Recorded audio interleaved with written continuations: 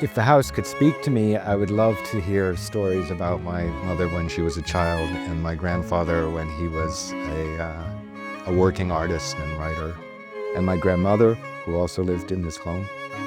If the house could speak to me, I would love it to read me poetry that my grandfather wrote. On a deeper level, the aesthetics of the house, which I think there's a very famous book which is translated into English called In Praise of Shadows by Tanizaki Junichiro.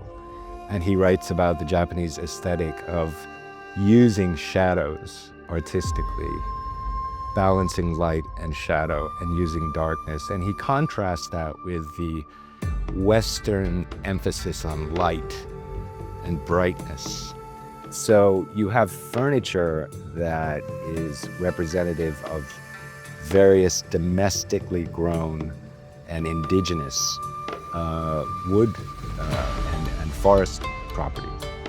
And so I think the home, almost in that way, is a museum of wood, where you can see the history of wood culture in Japan in the furniture itself, which of course is also, unlike a museum,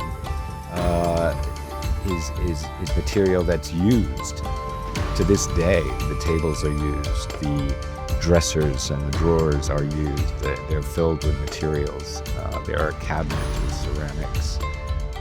And so it's quite beautiful to see the wood not only preserved so well by the residents of the house, but also being used and being put into use in the 21st century in a house that's 363 years old.